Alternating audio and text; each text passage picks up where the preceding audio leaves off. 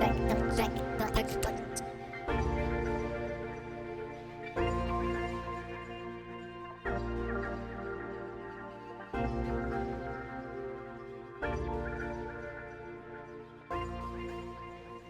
welcome to Tech Tots. I'm Rob Hughes. I'm co-founder and CEO of Early Ideas Limited, and we're building Tandem.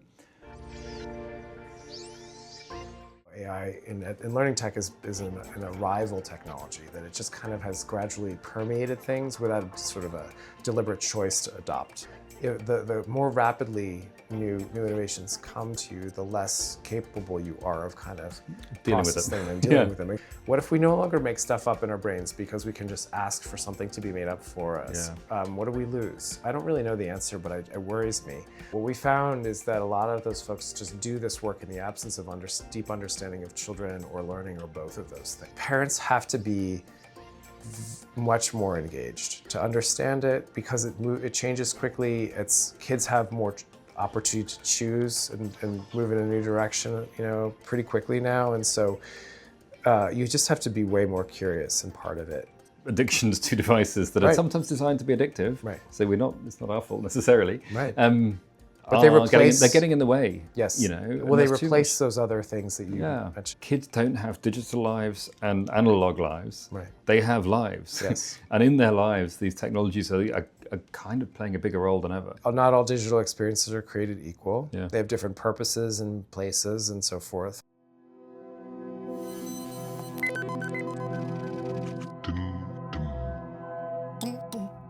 And I'm really excited to bring this episode to you from Abu Dhabi, where myself and Michael have been speaking at a series of events here about digital well-being and kind of the future for young children.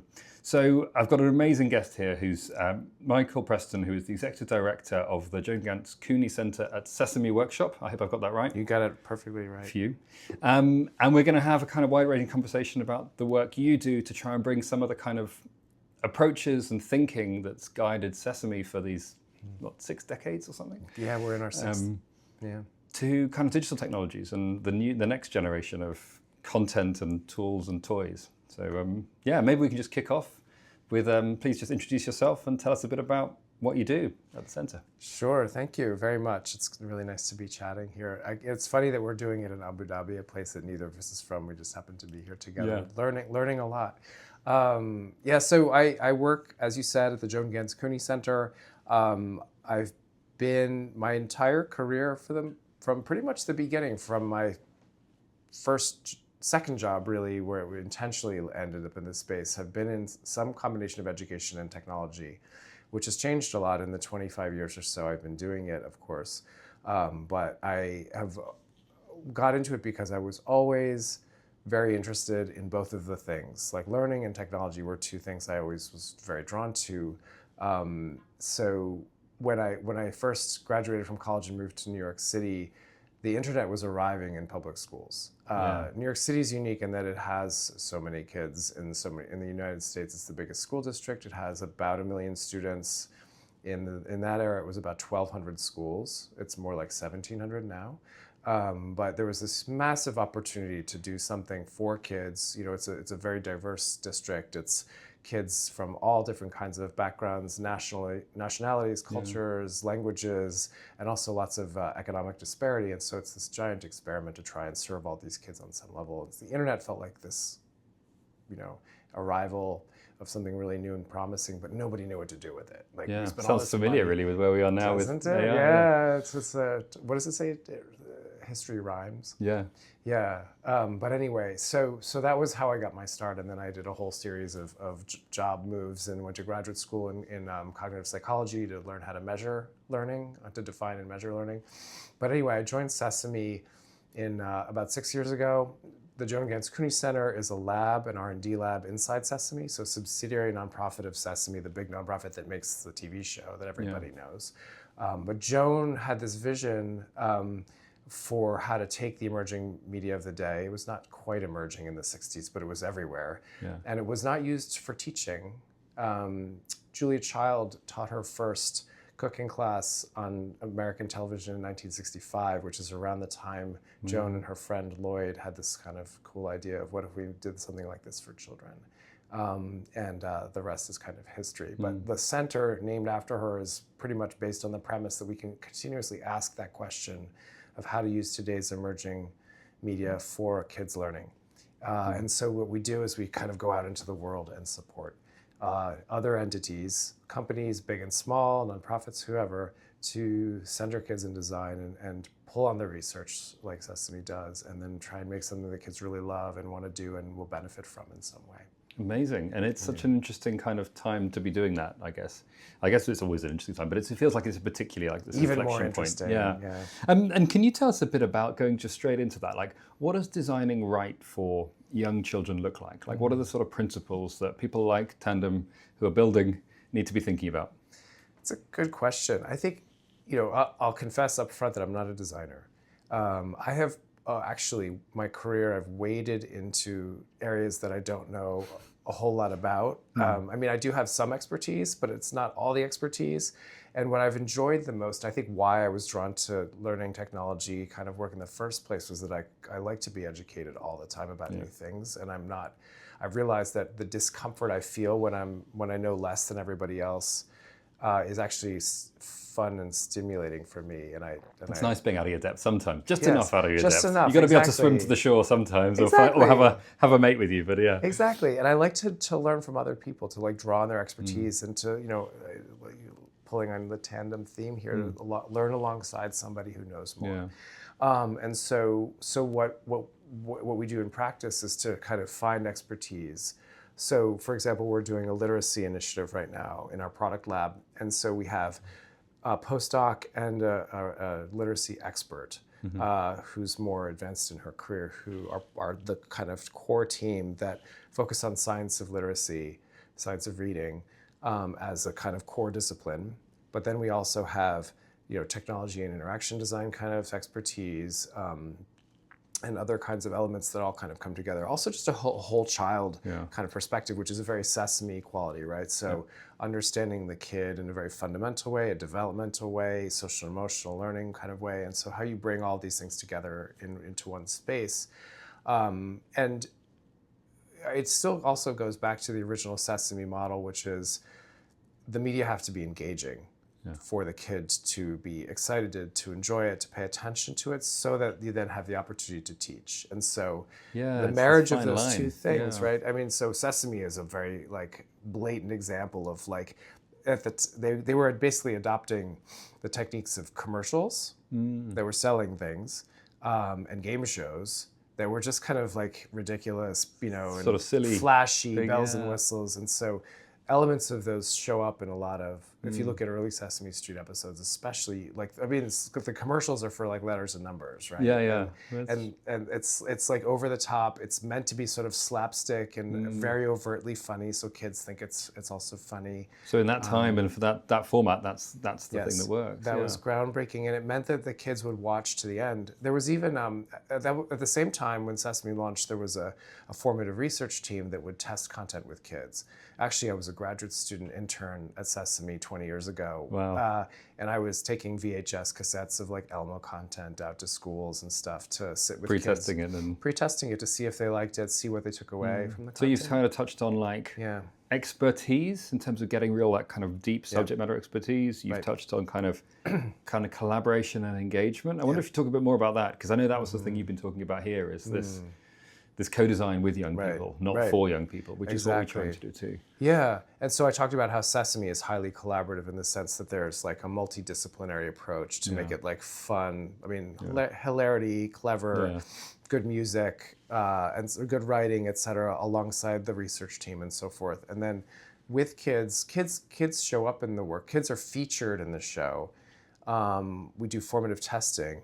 But one thing that is different about the work we're doing now in the sort of technology and media space is this idea about co-design, which is more of a kind of a democratic ideal where everyone, the stakeholders, inclusive of the creators of the experience, the digital experience, and the target audience, share equally in the sort of ownership of that space. And it's something that it's been around for a while. But has in the last few years at least start to attain a little bit more visibility and prominence in the community the design community, as people start to think about the potential for it. I would say it's not widely adopted because it's also like slows you down and it's hard to manage, like finding kids and managing Chaotic, kids. isn't it? Yeah, and making. I mean, tell us what it looks like in practice. I mean, Yeah. we're because within Tandem, we're trying to create the spaces for kind of co-creation. Yes. But we also have ambition to do much more kind of co-design of the whole platform. But you were giving a great illustration yesterday about like what does co-design look like? What does it look like? Yeah. Yeah. And I think some of the things I said were like you might be sitting around the rug together. Yeah. Right. Because everyone has to be at eye level with each other. Yeah. You know, none of the sort of the height dynamics of adults and kids where the adults have the notebooks and the kids are doing the thing. It's actually everybody's sitting together in a circle to discuss topics. You know, there's like an opening that is just a conversation everyone can have together. Sometimes it's called like the question of the day. And I should actually give credit where credit is due. A lot of this is inspired by work started by an academic named Alison Druin, who at the time was at the University of Maryland, but she's left academia to do other cool things. But she created a thing called Kids Team. Right. The Kids Team were a cohort of kids who were like middle school age who would like come after school a couple days a week to their lab, and they would do creative things together. But sometimes they would also, technology companies or product folks would come in and collaboratively create something, and that was the co-design kind of opportunity. And so she basically created a culture where kids knew their voices matter and had practice opportunities to be engaged in these kinds of things. But then they would do it with the professionals. And how do you do that with younger kids? Like, I mean, we're really focused on even those 2-3-year-olds. And Yes. so sometimes some of the things we've been doing is trying to work a lot with parents as well as kids. Yes. But any thoughts on that? I mean, one thing, we've done some work with little kids with product teams, and you would need lots of adults. Because in the end, you end up really, one person's managing the child, the other, and trying to show them something or talk through the thing, and the other person's just handling like all the note taking, and you know, and so what would be with older kids, you could just all be kind of sitting together, and there'd be more self-management, and you would, you know, everybody could just, you wouldn't need as many adults. Yeah, that makes sense. That's the ratios are different. Yeah, and obviously how you talk and how you ask questions is very different as well. It's easier with older kids. The sweet spot is really like roughly ages 7 to 12 when kids are very ready to have those conversations and not yet jaded by them. Like, so they're like it's like a happy middle ground. Yeah, it makes perfect sense. And so you've given a really nice picture of like what designing well for kids looks like in terms of those sort of processes. What does like bad like digital and service design for kids look like? Like what is society, tech industry doing when it gets it wrong? I mean, the opposite of co-design is like showing a basically completed thing where you're asking the kid to react to it in a way. You might get some feedback that is useful to you, but it's a question then of are you even able to make some adjustments, even especially if it's a big idea, something that you missed.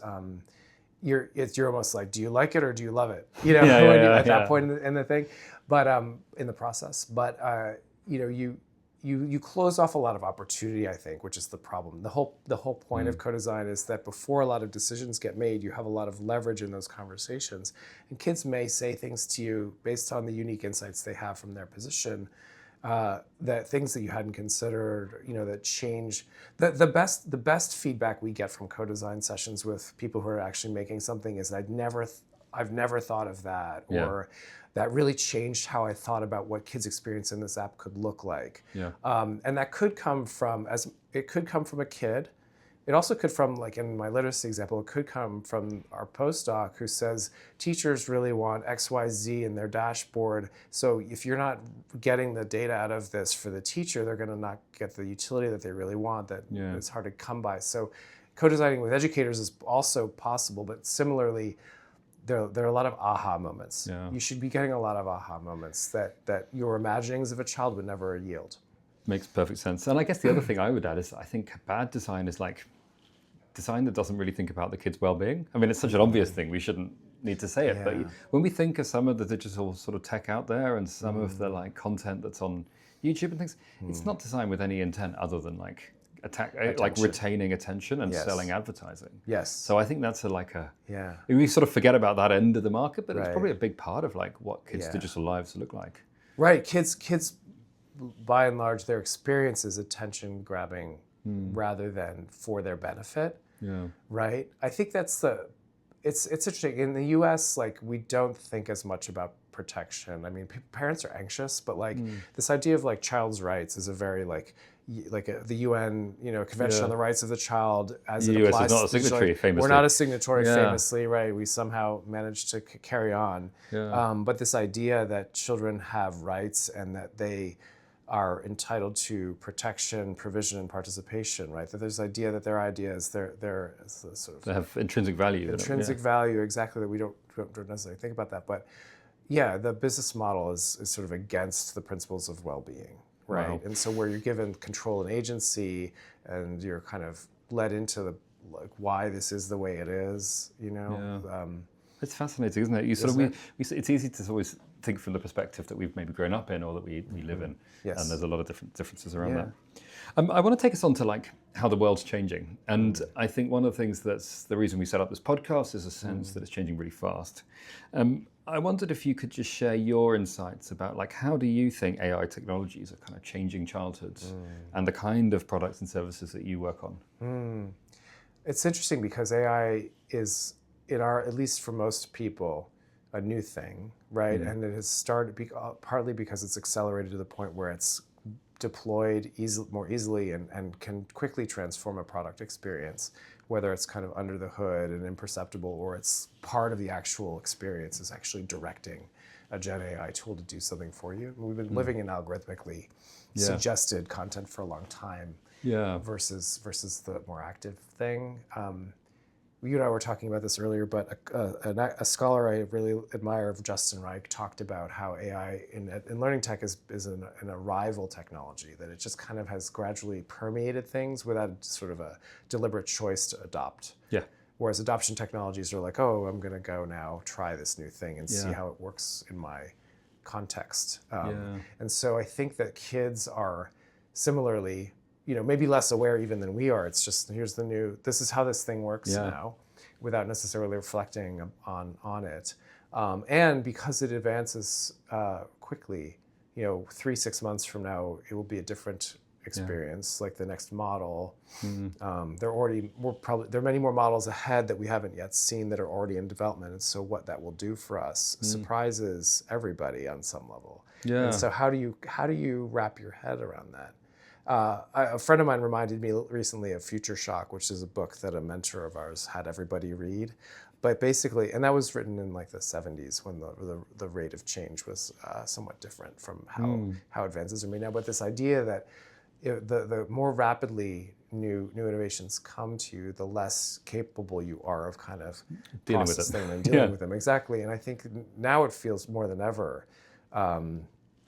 And then a year from now, we'll say now more than ever. But this idea that it doesn't give you time to even accommodate the new. It's the running to stand still thing, isn't it? As a parent, I mean, I feel like that. Right. I feel like I'm sort of trying to keep up with this from a perspective of like my youngest and how it's going to affect his life, but also my kids who are at school age. Like there's so much. It's very easy to sort of switch off, isn't it? Yes, and you're coming from your background and your perspective. You're thinking more at a level of like how the child at their developmental stage and context will react to this thing, which is interesting. And it's sort of the exciting part of it, right? We were talking earlier too about how the sort of opportunity for personalized learning in a true sense too, not just like... Not a sort of, not like a strap line. The questions get harder or easier. It's more like it actually knows something about you that's meaningful and can differentiate instruction in a way that can be very powerful. And I think we're all kind of excited about that. Yeah. And the trade-offs that we've been making for years, whether we liked it or not, around privacy, then maybe it starts to feel a little bit more like it's worth the sharing of those data with the robot, whereas back in the day it'd be like, oh my God, I can't believe what do I get back for this? There's another adaptive tool that knows a little bit too much about me and I have no idea what it knows because it's all under the hood. Yeah, and that's a really nice example of kind of some of the sort of potential positives is this a sort of shift towards genuinely personalized experiences for young kids. Any other sort of any of the other side of the coin worries you have around AI technology and affecting children's products and media and things? A couple, yeah. I mean, I tend to think more positively generally. Like I'm it's a coping strategy. Yeah, exactly. The uncertainty. Yeah, and I like to be hopeful and optimistic that we can learn and do better. Anxieties include replacement kind of orientations to new technology, where it takes away from things that we are uniquely or inherently human and at risk, maybe. I think so much of this sort of mobile phone and everybody on their device phenomenon is the loss of kind of connection. And I don't mind losing, it's not so much a nostalgia thing for me. I'm like, remember when we used to sit in the car and look out the window? Like it's whatever. But like this idea though that you'll be less engaged in things that humans are so uniquely equipped to do. So the ones that we normally talk about are like creativity, of course. Like, what if we no longer make stuff up in our brains because we can just ask for something to be made up for us? Yeah. What do we lose? I don't really know the answer, but it worries me. Our human connection, obviously. The more we're sort of in digitally invented experiences, what do we lose when we're no longer deeply connected to folks, which creates an emotional state that I think is different fundamentally from a sort of technologically mediated experience with whatever is happening in the background, and just agency in general. Like there's the sense that you're giving up something. There's this idea of technological determinism. Dana Boyd just wrote a great piece about this. Do you follow her work? No. Yeah, she recently switched. She moved to Cornell. But was at Microsoft Research for a long time, led Data and Society. She's really wonderful. But this idea that we're accepting, like technological steps as they move forward imply that humans just have to receive them and adapt. Yeah. That the technology, which the sort of an imminent process that just happens. Yes, and that there's a sort of solutionism behind it. Like we, the technologists, have created a new capability. We will deploy it toward a certain goal state. And that then humans just have to adapt to it instead of, which is really, it should be the opposite. Yeah. And that's the whole premise of our work is that and actually, our work, and your work, exactly. It's I think, essentially, we need to shape the future. Exactly. So, so those are the things I worry about. Yeah. And like the robot overlords. Yeah, I mean, and I think we've just heard here in Abu Dhabi how like the mean age, so the average child on 0 to 8 is consuming 4 hours of digital media a day. And I think it's pretty clear to me a lot of that's poor quality. Like I think everyone would kind of agree it's not. It's even being generous, it's like suboptimal quality. Yeah. So I think there is something really, and it is replacing. Like we've got to be realistic. There is places where this is replacing what would have been a human interaction. Yeah. So I think there are some real there's some alarm bells ringing, but there's also some exciting paths to follow, I suppose. Yeah. The other thing we forget in that is that any media experience that a kid has has other variables that are not the technology, the child themselves, like what's the characteristics of the kid, the content that's on the device. It's not just generic experience. There's some kind of content. Somebody made it with some kind of intentionality probably. And then there's the context, is like where that kid's, what's going on in that kid's world in their life. Yeah. Amazing. And coming back to like shaping that future, can you give any kind of quick examples of the type of work you're doing with companies and how you try and like shift how startups or scale-ups are thinking about building technologies for young kids? Yeah. I think the premise of our product work started with this idea that a lot of great ideas were finding a perch.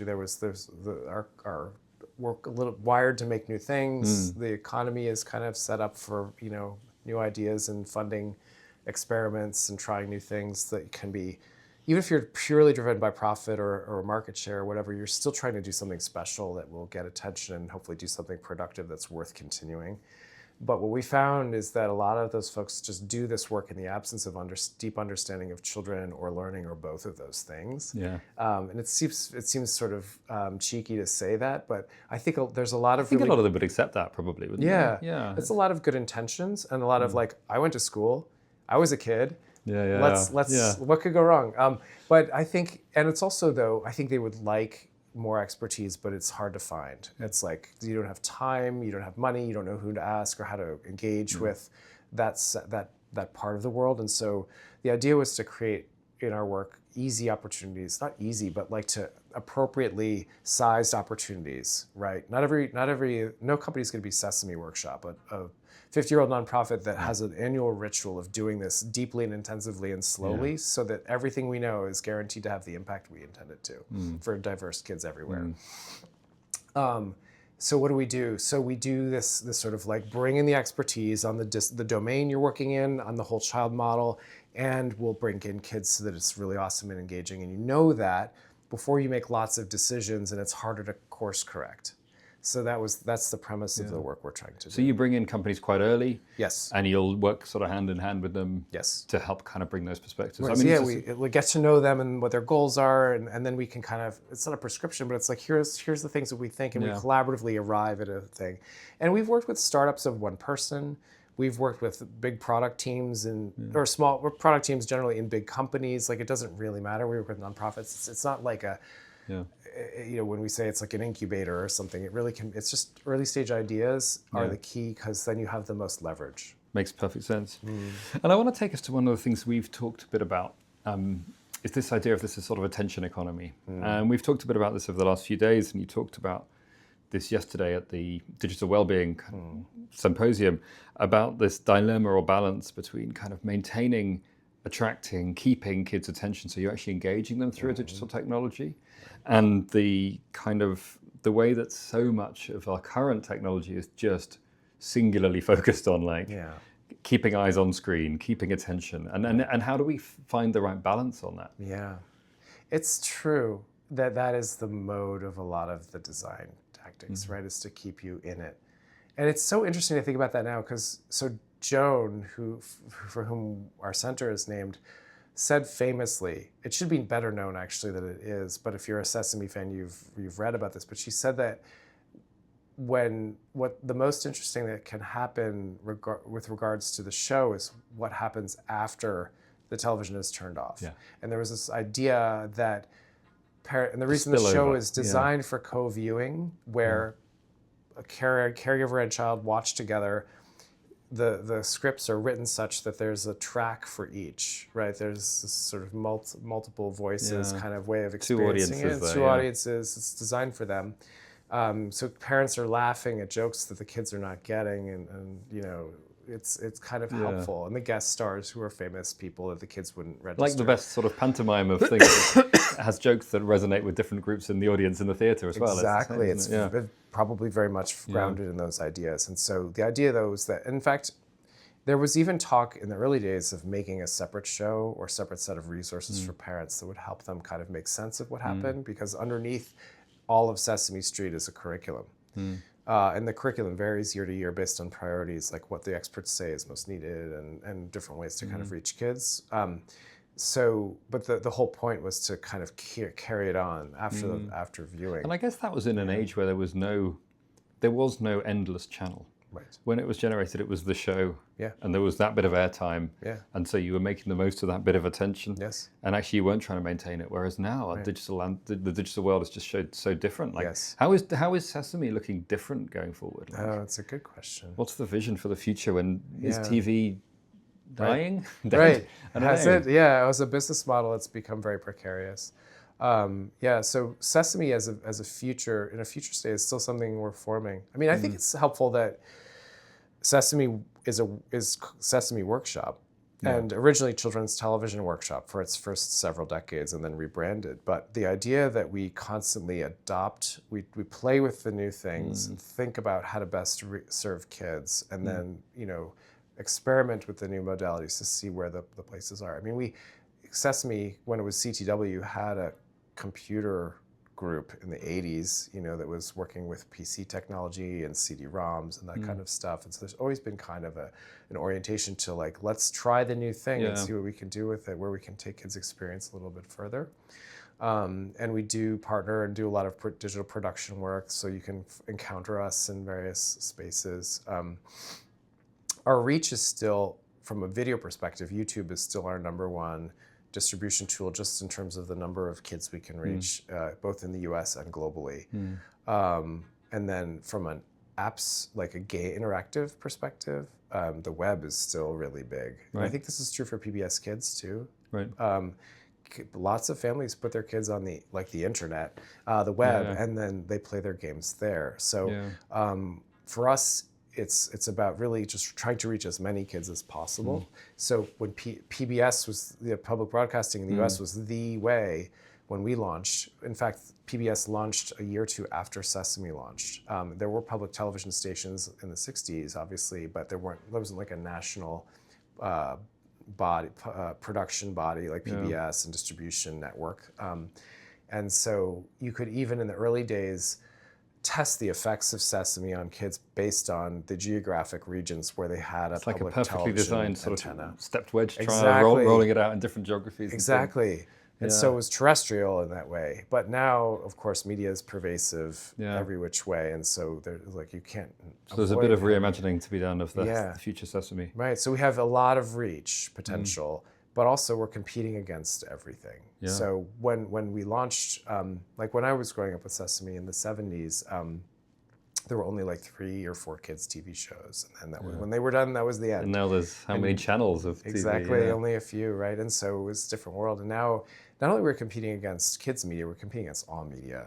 And so there's just, kids have endless opportunity to do other things that are interactive or otherwise. Lots of kids media shows that are cooked up by people who are working, without a budget, per se. You can make something. It's very easy to create stuff now. Even a podcast. Even a podcast. No, so there's aspects of this that are totally great. Yeah, but it's sort of democratization almost of content generation. We were talking about this yesterday. It's like we're going from this age where you needed a studio, a producer, a director, a big budget and a backer, to being that you can just do something on your own, on your phone. Yes. And it's sort of pretty wild, that. Yes, and soon every person will be able to prompt a short movie or a long movie, in an AI tool, and it might be okay. But there's some design choices, I guess, in that process of societally, like there's design choices around how we want kids to interact with these technologies and what kind of guardrails do we want around those. And it's a really interesting sort of tension between the sort of freedom to be creative versus our instincts to kind of support, protect, nourish, nurture. Create something of high quality with intention and with protection, like all those things. That takes perspective and expertise that isn't necessarily widespread. But I think you said yesterday, and that's a really I think it's a really important message, that AI kind of changes. It doesn't change the principles. It changes the sort of format. Was it you said? The principles stay the same even when this is the other way. It's like the tools change, but the principles stay the same. Right? Which is, I think, we still have the same commitments to kids. And we have to constantly embody position them into whatever new spaces are emerging. Makes perfect sense. Just before we kind of go into a quick fire round, I wonder if you could just, I want 2 sort of bits of advice from you. One is sitting as a parent. How would you have any advice of how you talk to other parents about, navigating this world of emerging technologies for kids? I think my number one advice is to be part of it. Parenthood is supposed to be to some degree about participating in the experience with your children. You can't sit this one out. Yeah, exactly. And I think we've always traditionally media were something that the kid could occupy the kid for a while. Whether it was the little plastic record player that we had as kids, or the TV shows that you could watch for a finite period of time, which is no longer the case. It's infinite now. But that parents have to be much more engaged to understand it, because it changes quickly. Kids have more opportunity to choose and move in a new direction, pretty quickly now. And so you just have to be way more curious and part of it.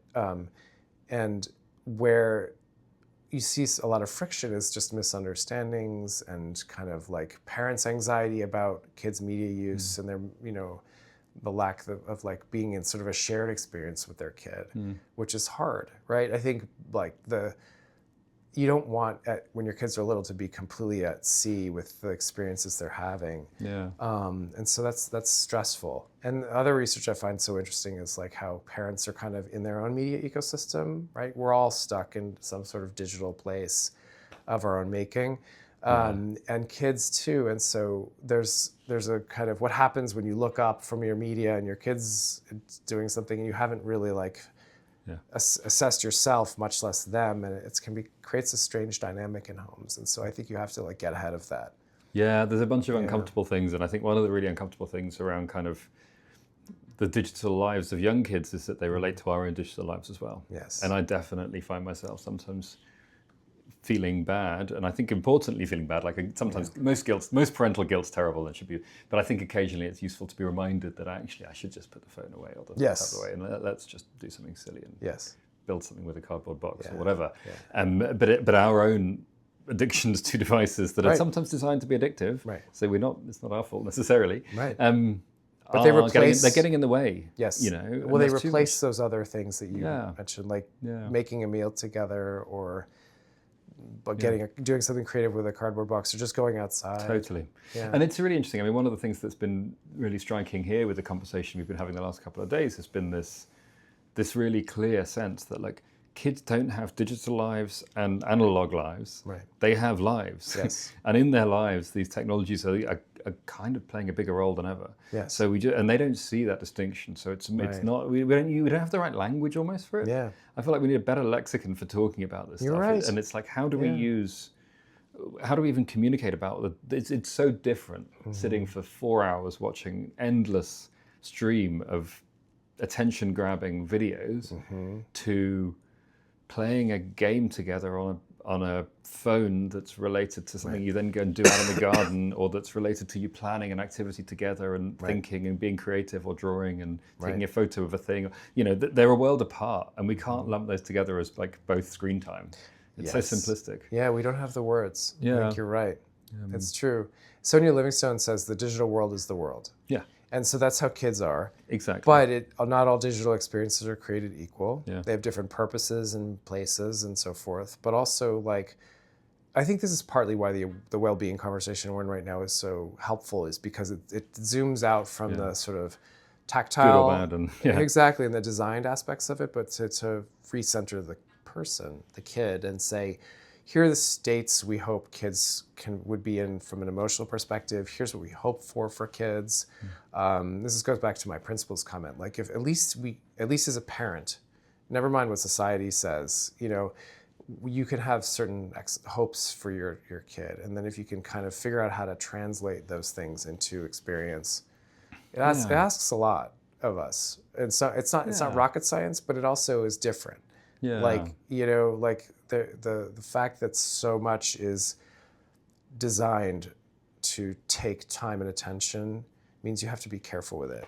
Yeah. And we're just learning about it. Yeah, and we've got to learn together. I mean, and that's why we set up this podcast, really, to try and have that conversation. I think that's great. Yeah, it's you're in some ways you're externalizing your learning journey. Like we're all exploring. And we're trying to bring a bit of. I mean, that was my final question before we go quickfire. Was just, what advice do you have for tandem? Because again, we're trying to learn a little bit in the open. We don't think that there's enough good ideas or good implementations out there, so we're trying to share quite a lot of how we're doing it, because we kind of welcome people to sort of compete and copy and make the better technology. Yeah. But yeah, I've given you a quick demo of Tandem. Any advice for us of things we should be thinking about, or how we should be thinking about going forward?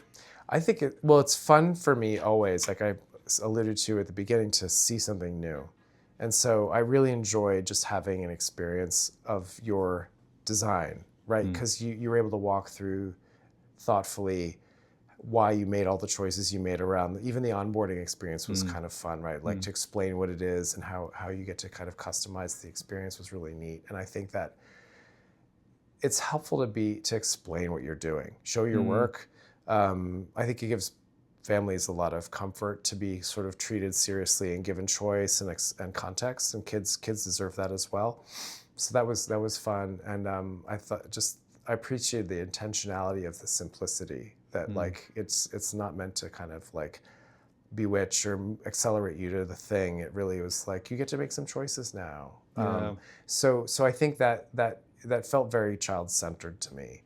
And I wonder, as you evolve the product, I don't know your roadmap or anything, but as it becomes, maybe the features will be added, the technology will improve, the underlying technology, and so like you'll have opportunities to do more and different things, and you'll have to make kind of judgment calls for yourself. Like, does this incrementally add or transform the experience for kids in a way that we want, versus like, it's really cool. We could do this thing. We don't know. Yeah, the allure of shiny stuff is amazing. Shiny stuff. You're always going to have that. So you know, that's. It's not a warning. It's just more of like a wondering. Like you'll have, if does your philosophy and your sort of ethos hold up? We had this amazing bit of work we did with Nesta, where we collaborated with them to look at testing in lower income communities around London, and one of the parents in one of the focus groups just said the most amazing description of that temptation for like that dilemma around attention, because he was like, the thing is, if the kids have eaten like chocolate, they don't want broccoli.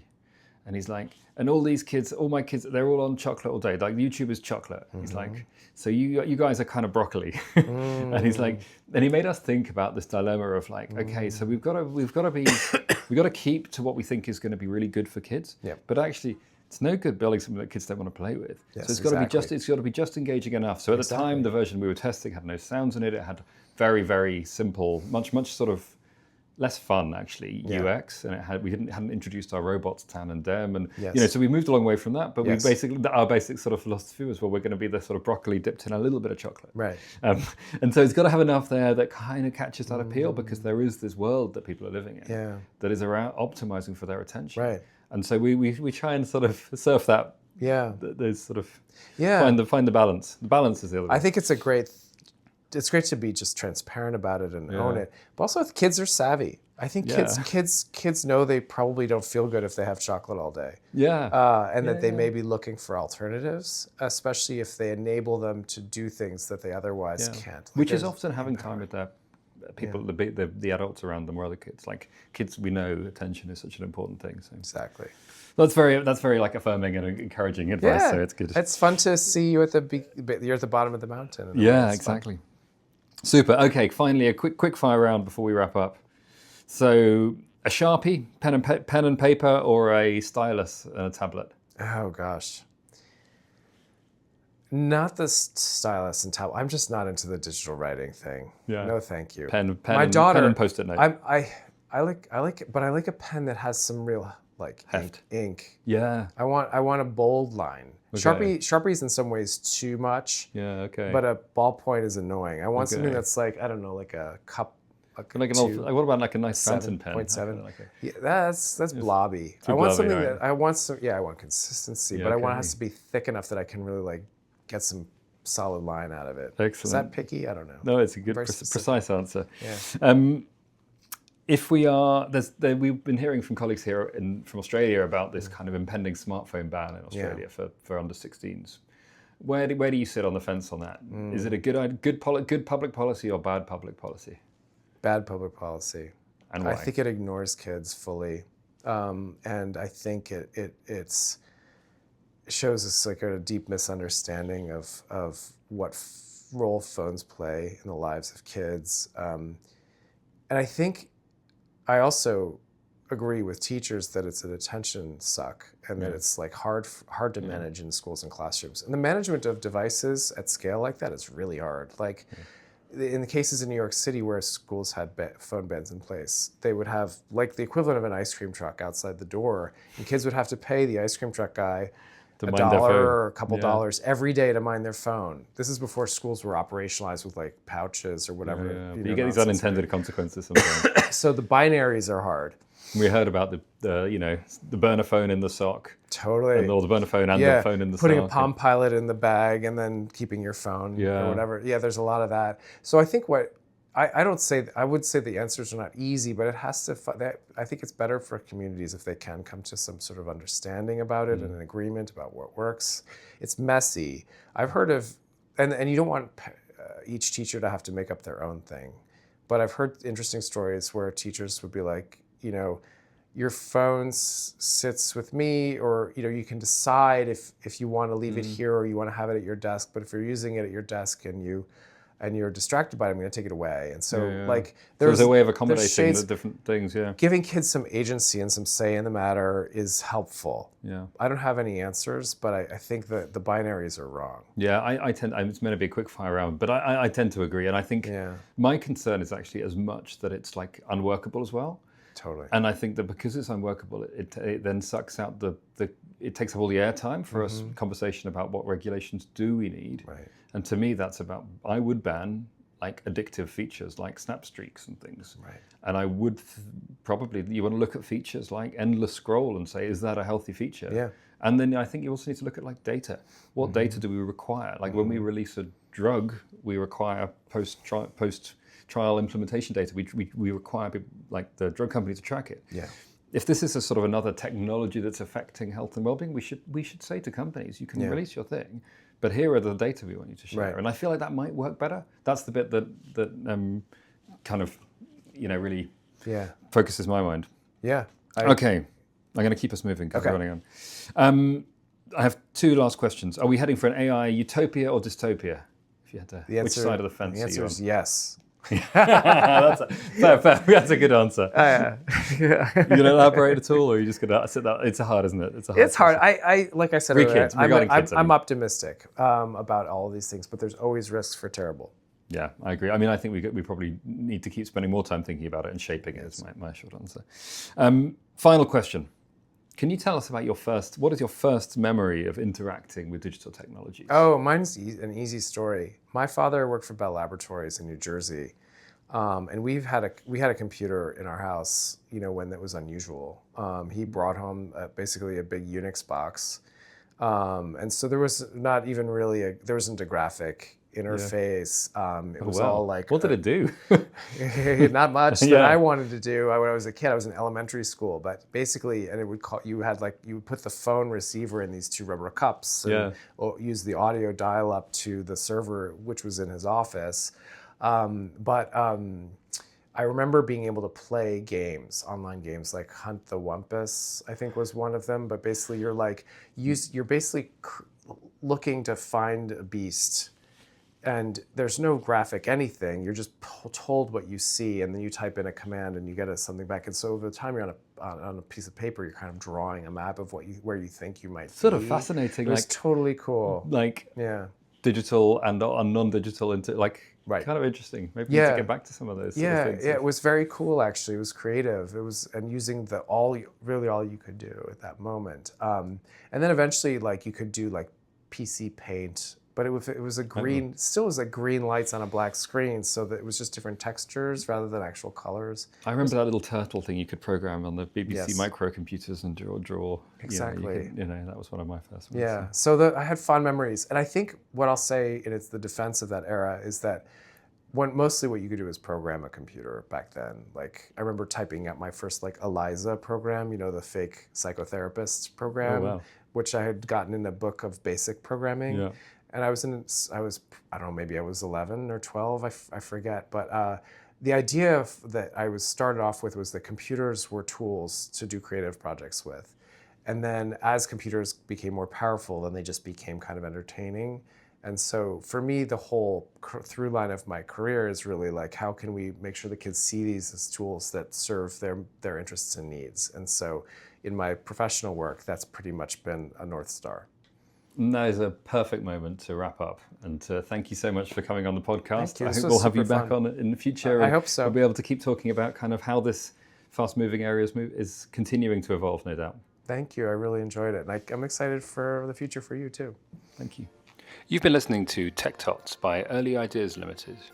Go to playtandem.com to learn more about what we're doing. And please do subscribe, and share this podcast with friends, or send us comments of who you'd like us to talk to. Thanks for listening. Bye.